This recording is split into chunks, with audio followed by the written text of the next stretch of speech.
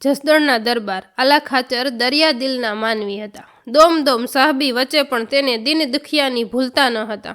તેમણે એક નિયમ પાડ્યો હતો કે પ્રાપ્ત કાળે કોઈ પણ યાચક પોતાના દરવાજે આવે તો તેને ખાલી હાથે પાછો ન વાળવો, દાન આપવામાં કોઈ કસર કરે નહીં અને શક્ય તેટલું વધારે આપી છૂટતા। દરબારની આ આદતની ચિંતા તેના દીકરાને થવા લાગી। એણે એકવાર આલા ખાચરને ટકોર કરી કે બાપુ, થોડા ખમૈયા કરો, આપ રોજે રોજે આપ્યા કરો છો એટલે નવા નવા આચકો ઉમેરાયા કરે છે। બાપુ કહે, એમાં હું શું કરું દીકરા, યાચકો આવે છે એટલે હું આપું છું। ગરીબોને જોઈ મારું મન ઝાલ્યું નથી રહેતું। દીકરાએ બાપુના શબ્દને પકડ્યા અને કહ્યું, બાપુ ખરી વાત છે કે આપ આપો છો એ માટે લોકો આવે છે, ગોળ હોય ત્યાં માખી આવે જ ને। બાપુ ત્યારે તો સાવ શાંત રહ્યા। એકવાર રાતના સમયે બાપુની ડેલીએ ડાયરો જામ્યો હતો।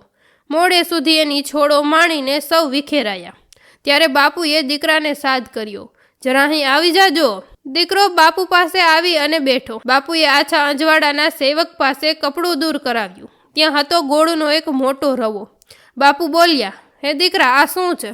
દીકરો કે ગોળ છે બાપુ। બાપુએ કહ્યું, તો દીકરા એના પર માખી કેમ નથી? દીકરાએ ખુલાસો કર્યો, બાપુ રાત્રે માખી થોડી આવે, એ તો દિવસ હોય તો માખી આવે। બાપુએ દીકરાના શબ્દને પકડી લેતા કહ્યું, હું પણ એ જ કહું છું મારા દીકરા, અત્યારે આપણો દિવસ છે એટલે કે સારો સમય ચાલે છે એટલે આપણી પાસે લોકો આવે છે, અને રાત એટલે કે ખરાબ સમય શરૂ થશે ત્યારે કોઈ મારી પાસે ફરકવાનું નથી, તો પછી અત્યારે સારા દિવસો ચાલે છે ત્યાં ખચકવું શા માટે જોઈએ? દીકરો સાવ મુગ્ધ થઈ ગયો, પોતાના બાપુ સામે કંઈ બોલી ન ચૂક્યો।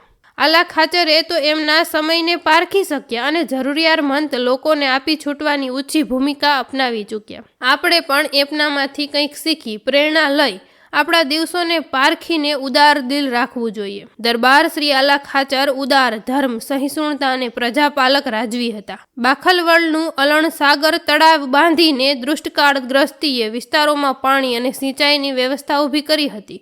વિછિયા ફરતે કિલ્લો અને જસદણમાં ટાવર અને પ્રથમ દવાખાનું શરૂ કરાવ્યું હતું। તેઓની ન્યાયપ્રિયતા જહાગીર સાથે સરખાવી હતી। આ હતા જસદણના દરબાર શ્રી આલા ખાચર બાપુની એક નાની એવી વાર્તા। તમને આમાંથી શું શીખવા મળ્યું અને તમને આ વાર્તા ગમી હોય તો વિડીયોને લાઇક કરી અને શેર કરવાનું ભૂલશો નહીં।